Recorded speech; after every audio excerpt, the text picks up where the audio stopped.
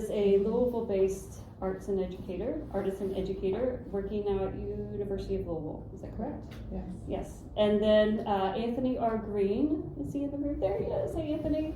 Who is, where are you based from, though, Anthony? I don't know. I am a citizen of the world. A citizen of the world. Anthony is here in Louisville. He is a creator in residence with the Louisville Orchestra. And so we are so excited that he is here to talk about his work with us today. I will introduce Cindy. I'll introduce each of you based on your bios. Cynthia Norton is a feminist, multidisciplinary artist whose practice centers on painting and sculpture, with performance, sound, video, and instrument building operating as integral extensions of that work. Rooted in the folk traditions, vernacular histories, and women's labor of American South, her work recontextualizes the local and the everyday to explore identity, embodiment, and cultural mythology.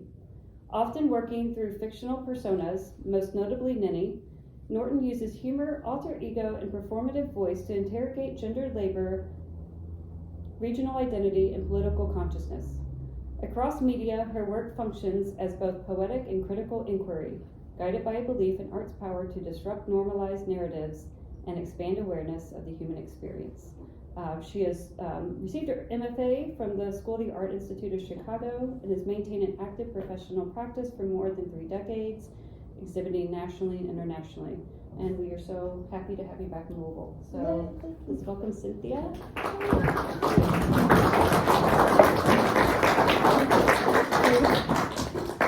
It's wonderful to be back here because it's terrifying in Minneapolis right now. And it was kind of hard to put this together without trying to want to talk politics. So I'm going to try to stay away from all of that, except that my talk is titled Fascism If McAss. So that's an anagram. Back in time, I think it was right around 2009, I had my first inspiration of doing an anagram, which I didn't even consider it an anagram. I was calling it folkisms. I just had this idea coming from a dream, because I was supposed to go to North Carolina, Winston-Salem, and do a performance. And so my resolution as I was waking up and getting ready to drive down there was to do an anagram in this performance, which was a resolution of how to take care of what postmodernism is and how can we resolve what postmodernism is. And so I changed it to postmoderna and came up with random poets. And so that was my first anagram. And so from there on out, I just keep coming up with more and more and more, and sometimes like colloquialisms and different things. And somebody had said, why don't you just use the machine or the tool in the computer to come up with your anagrams? Well, basically because I make up my own rules about my anagrams, and they're really what I consider to be folkisms. I don't hardline everything to be a perfect anagram. It's kind of my own just play on language. Anyway, and that being said, on my way here, I stopped and saw Yoko Ono's show, and I'm telling you, you gotta go. Because I was walking around and I felt completely high just from viewing the work. And I have not felt that way about seeing art in so long, and it just takes your breath away. And this is where I got to interact, and I wrote the anagram on her piece. And I'm telling you, I mean, if you haven't seen good art in a long time, go. It's worth it.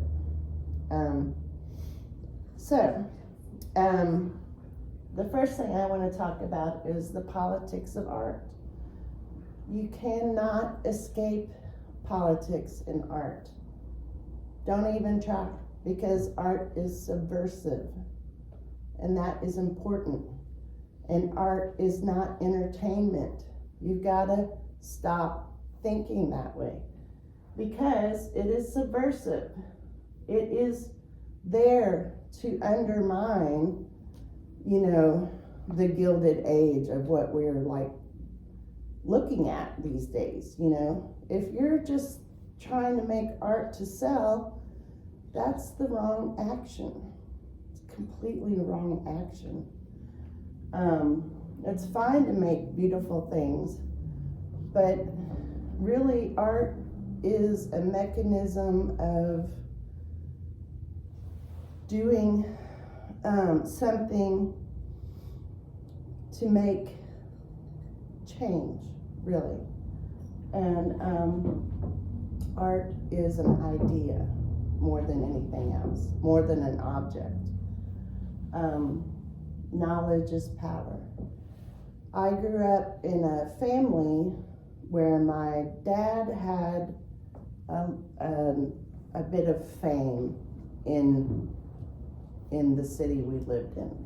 And he's, nationally known in a way.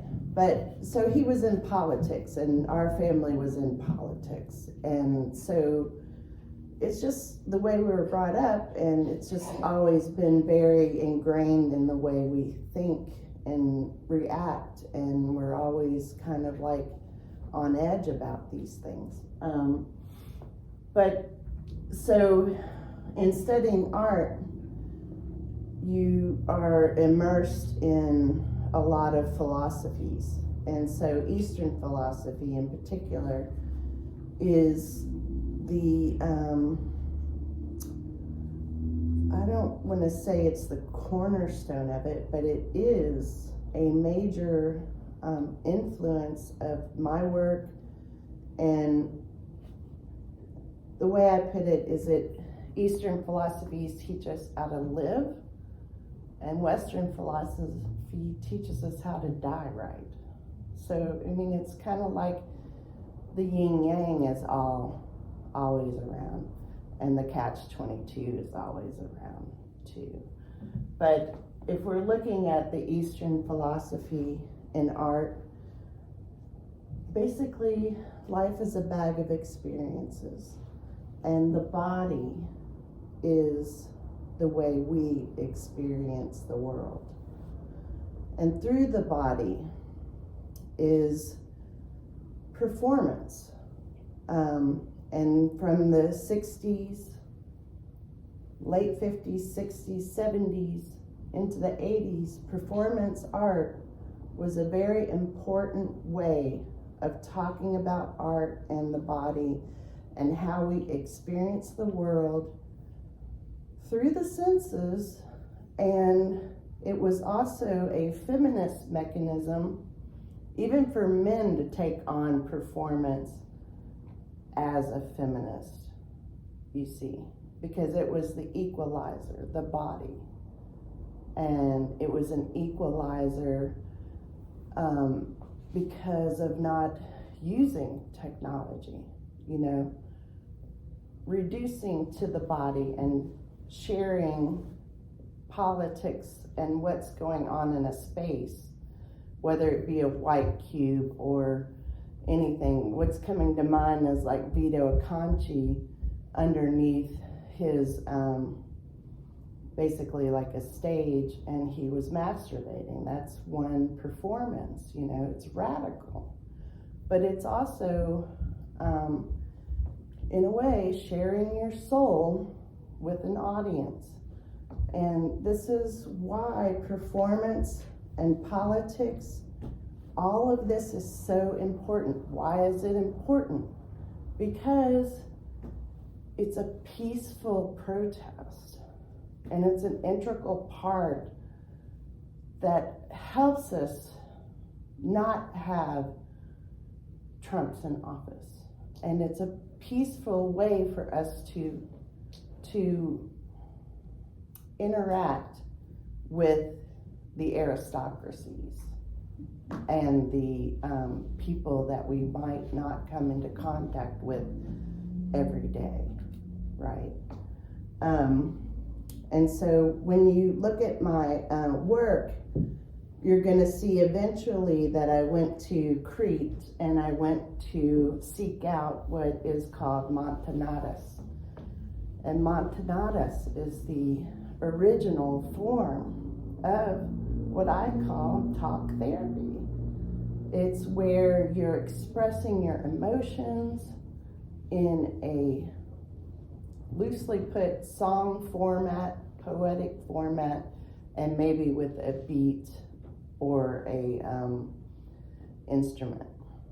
And so I've been studying and practicing my own Montanatus, and I've been researching brain injuries because I do have my own brain injury, and my dad had his brain injury, and I feel like a lot of children now are being born with these kinds of brain injuries, and mainly it's because of our sugar intake, and that's a whole nother level of stories, but we'll go on. So how did all of this get started? Well, when I was doing my BFA work, I was at the University of Kentucky.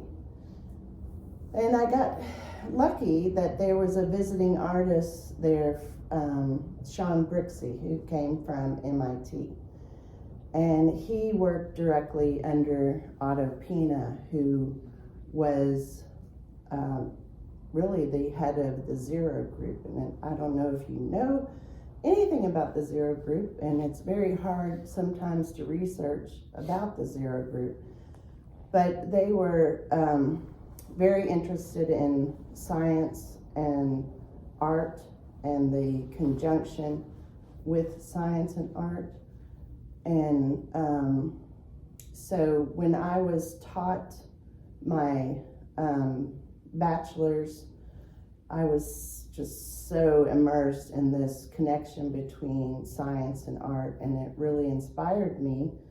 And I started building these kaleidoscopes, really large mirrored kaleidoscopes, as objects, but also just to put in front of the video monitor, and then to make another video, which was a kaleidoscopic presentation video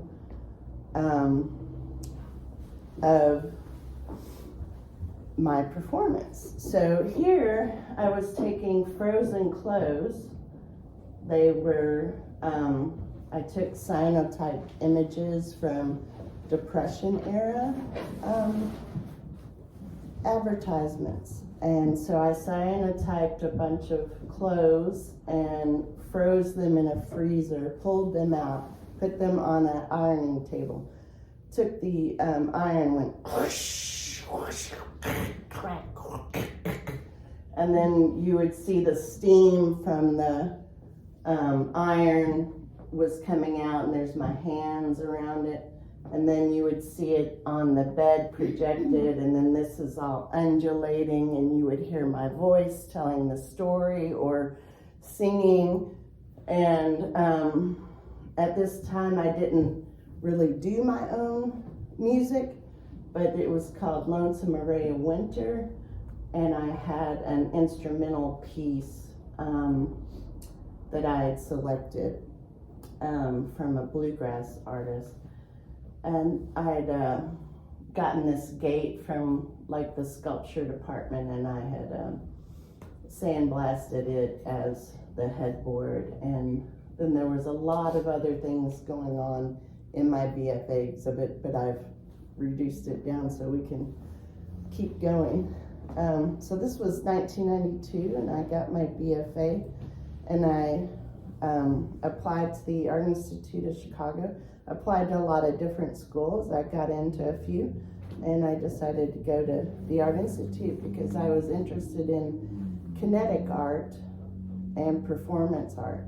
Those were the two things that I really wanted to know more about and get better skills.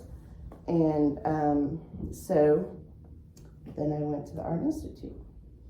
And here is what I did for my MFA. I created Ninny Naive, and Ninny and Naive created this piece called Bun in the Oven, which is 5 head, this is life size. These are mannequin heads, like from the beauty parlor. And I put wire and bread dough on their heads as hair. And then that would rise and then get toasted underneath the toaster. And so the whole mechanism would go around, and then the heads would go under the toaster, and they'd go, no, no, no, no, no, and then it'd turn around, and then it'd just keep going. And so there's, this motor here is making the carousel go around, but it's using tacking. So a man would not make this because it's not going to work forever. It's just eventually going to, rub itself and not work. But anyway, this is, so it's got 2 EEPROM chips. It's programmed. It's very involved sculpture. These motors are going 2 different directions. So it's very involved, and I loved making this piece. And also I have the first instruments, which are my bread instruments.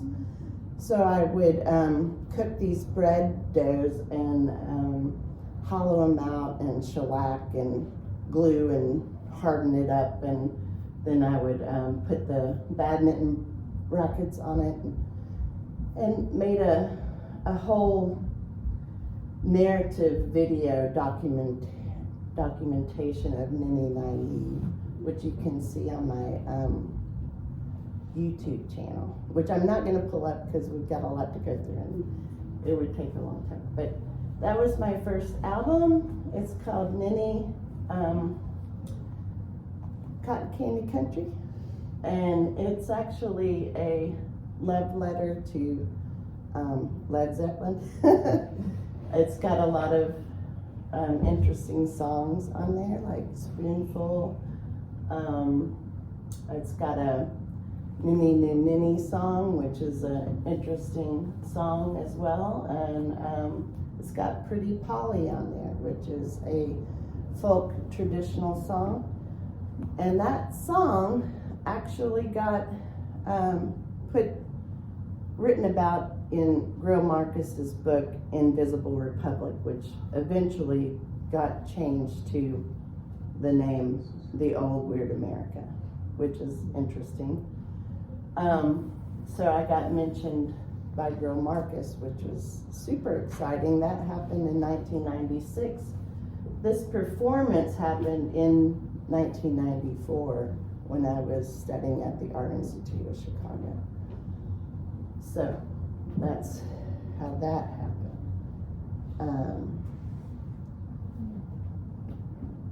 Then I went to New York for a few years. That didn't exactly produce a lot of work, but I came back to Kentucky 2001 because I got scared, and then 9/11 happened. So I left New York just before that happened and was in Louisville.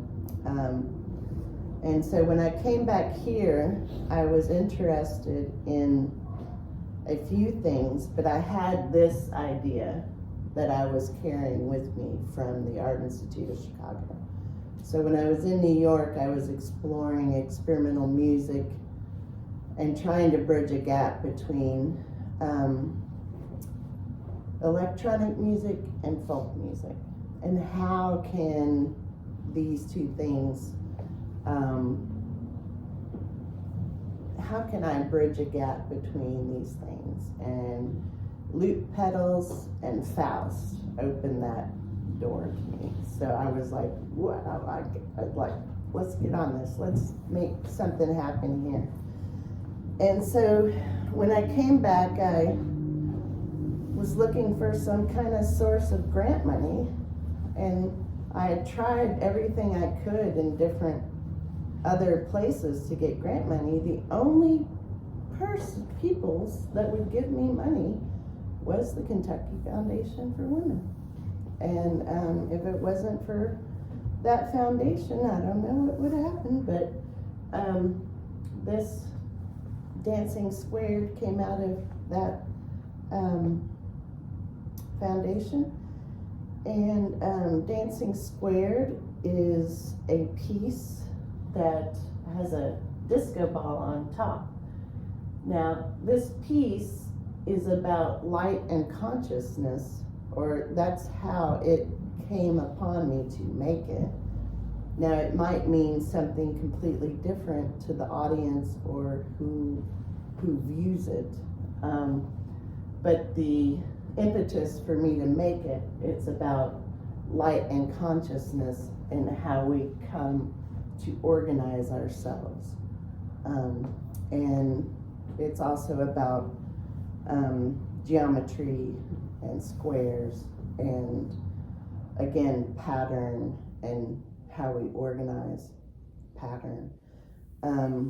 It also has other features that are interesting. The top of it is like the old fangled laundry, just a clothes hanger, but it's also like an old astrological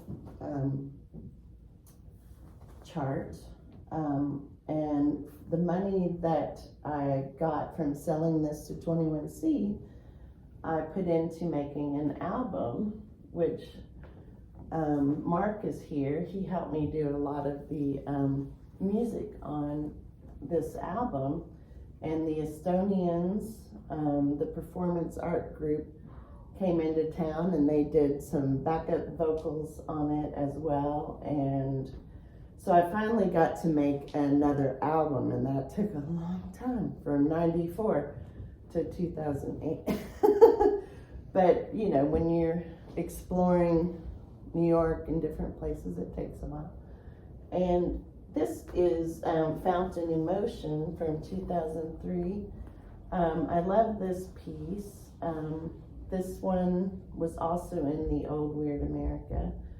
This piece has to do with my love of Joseph Beuys and social sculpture, but it also has obviously a Duchamp nod and a love for Duchamp. And if you all know who Shigeko Kubota is, it's a extreme nod to her and my love of her work. She was a Duchamp lover as well and made a lot of references to Duchamp. And she was a Korean artist. So here you have a magazine rack, and this is obviously making alcohol, but if you look at it in a certain way, this is like the phallus and the vessel, and you have like your emotions rise, and then you have this continuing thing, and then at the performance, this is getting the water hot, so the drips come out, then you replenish and put cold water in, so you're constantly replenishing this cycle to keep the water cool. And then the moonshine comes out over here and drips into the piece, and then the performance is me going out and putting in the cold water again, and that's that piece. So time arts is, again, the postmodern way of saying somebody using time as an element in the work. time being element, video, sound, things that take a duration that could possibly be ephemeral, meaning it might not have an object to last long.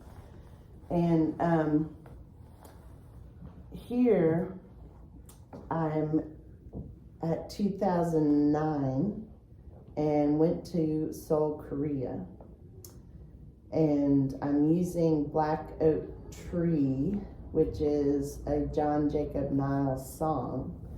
John Jacob Niles is a folk musician that was from Louisville, and I grew up in Athens where he had his studio. And so he made these large dulcimers and sang a particular folk song called Hangman. Hangman, hangman. I don't know if you remember his song. But that song is a very old folk song. And Ninny has done that many times. And I mean, it's a really fun song to sing. If you ever get a chance, you should try it. So here I am, and I've gone to South Korea, and I've taken my instruments, which have now, since being in Louisville, become about packaging and travel. Since we're at the UPS hub. And so I've got makeup cases, and now I use them as a mask. And I've got these images here of Kentucky. And when I made the moonshine still, I was talking about the subversive culture that we have in Eastern Kentucky, notably the moonshiner. The moonshiner is, in a cultural studies context, the subversive person that is actually keeping alive a culture that is about freedom. You know, when the pioneers were moving into, territories, they needed moonshine. They needed moonshine to make tinctures. They needed moonshine to clean their house. They needed moonshine for many reasons. It was necessary. If you cut people off from making moonshine, how are they going to exist? How are they going to take care of themselves? Not only that, but you're going to give them a bunch of chemical cleaners as opposed to like a healthy form of cleaner. It's, that's what I'm bringing up is, think about an artwork being a moonshine still and all the implications of that as a context of what it means, And so here I went to South Korea, and I was doing this piece about Kentucky, and I'm doing it in a way where, as a folk artist, I've got multiple layers of me in one moment creating my sound piece. So you've got three ninnies right there creating one video sound performance. And in this city, they had all different kinds of places to perform in. So you had a bar that was like the earth, and it was down in the basement. You had a bar that was like the water, and it looked like you were in the clouds. This was called the Zero Theater, which was just white floor and white walls to project on. Then we had a performance in the street, as well. And then we had performances up on this lovely veranda. So when you have a performance art congress, there's all different kinds of places and situations to put yourself in. A lot of performance artists like to use the elements, fire, water, earth. So these things can take on all different kinds of situations. That's what I wanted to say. And so, Hey Cindy, you're at 30 minutes, just to give you a sense. Oh my Be gosh. Conscious of the other presenters today. oh my gosh. Okay. Well, okay. This is video quilt print. So every time I do a performance, it's considered to be a video quilt. And here I made prints. So splayed out in a film strip is one way to present the video quilt. So they're storytelling quilts with video projection. Kaleidoscopes were designed. The quilts were designed by kaleidoscopes from their prism geometries. And so all my performances were intended to be projections of story and song. And the prints were the film strip. Whoops. So here in 2012, I did a show in Philadelphia, and here's another album. And here I'm using Emmabelle Miles. I made a song out of her last paragraph. She was one of the first writers in Eastern Kentucky. This is Mirror Chord, and I was talking about John Jacob Niles, so I made a 7-foot dulcimer so I could perform from inside one of my instruments.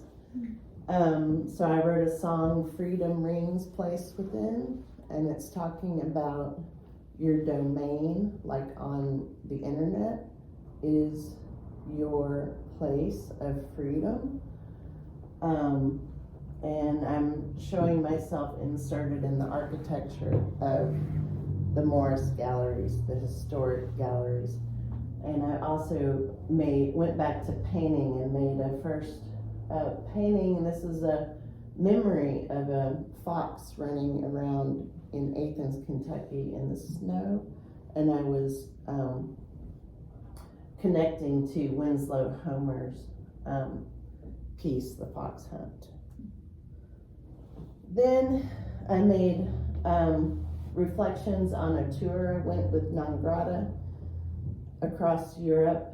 All the different songs that I wrote in the moment in the different places at the performances. I then created a painting out of each video that I had put on YouTube.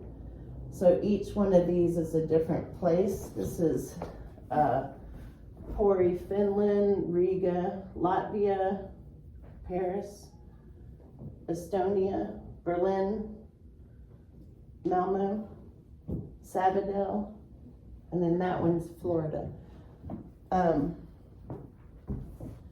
So each one of those has a lathe cut of the album that I created from this tour.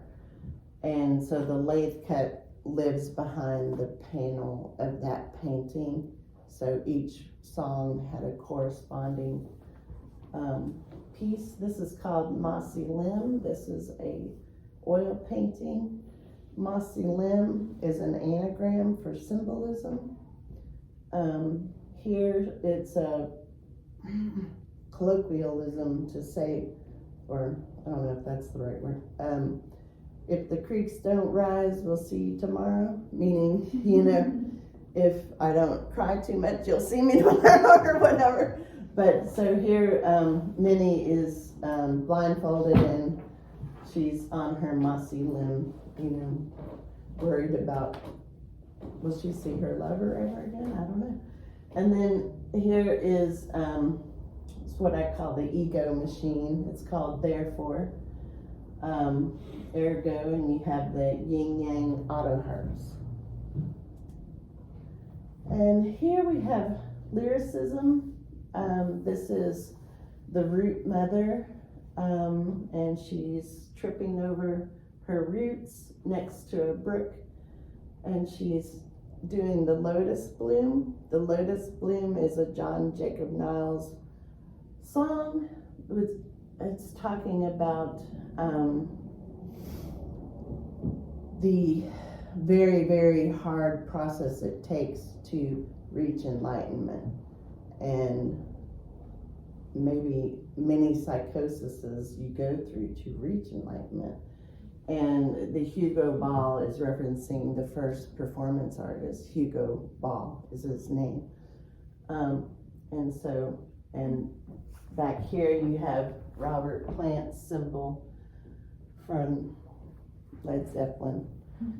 And so that's the lyricism. Lyricism also spells out I Christ Lim. And then you have Nini Naga here, this is about the Horn of Valor.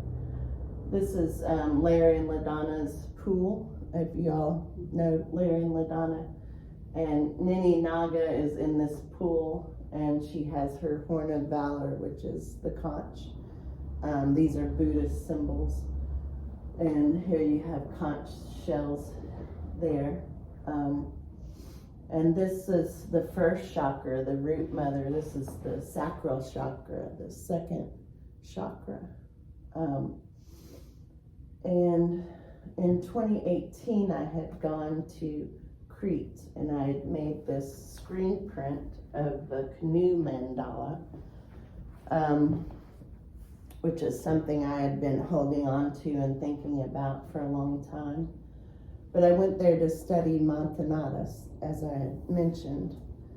And so here we have the third chakra, which is Nini Noche, mask transfixed. Here I am on the end of the caboose. This is a reference to Magritte's work, which was called Time Transfixed. And you can look in the mirror up. There's two fish. If you look in the mirror, the clock is upside down. So this is the third chakra, which is the mask. And then the fourth is the heart chakra. And this is about touch and the audience. So this side represents the audience, and this side represents like the institution or the stage. This is all based on like Arthur Antonin Artaud, the degrees of non-acting. And here you have the performance artist, and this is the circular space a performer feels, the sense of space around you when you're performing. That's the sense you get. And this is the final chakra, the crown chakra. The fifth one goes back to Masi Lim with the blindfold on. So that is the intuition, this chakra. And then this is the crown chakra here. This is Nini Knot. So here you have the two-sided, so like another dimension, really. You have the ESP, the extrasensory perception. Here you have the intuition. Here you have the extrasensory perception. And then, through all of this, I've been reflecting on performances. This is a performance in Paris. Nini, it's important to have a persona because you can use fiction. Here, this doesn't really look like me because it's really not me. I am my own what do you call it?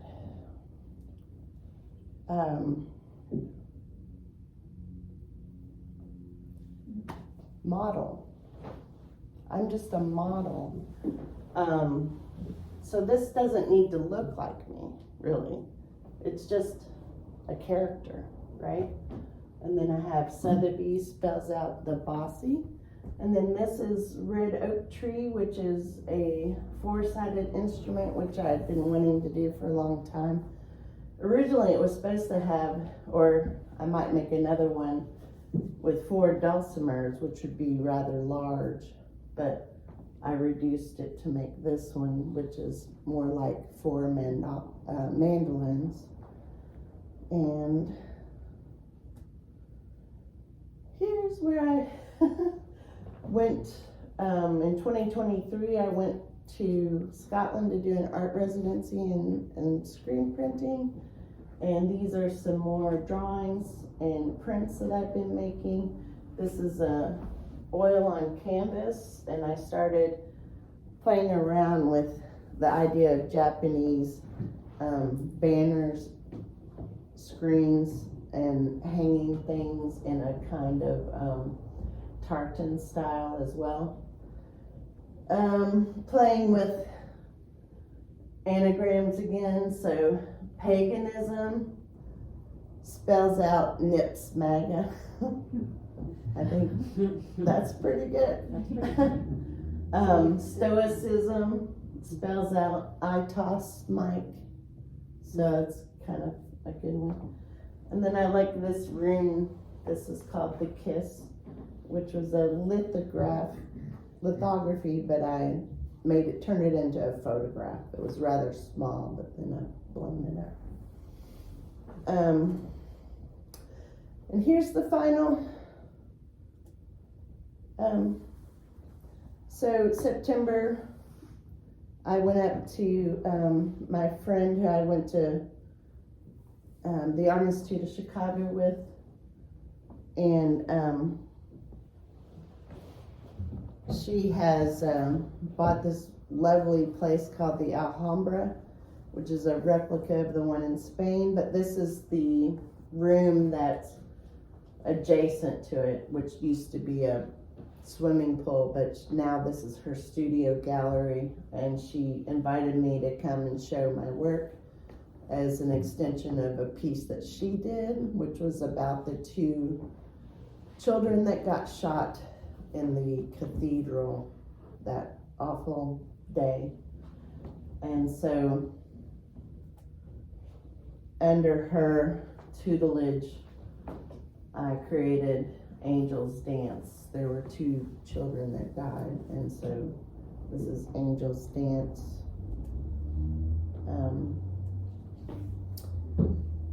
And as you can see, I've got a lot of the images of the drawings and the oil paintings.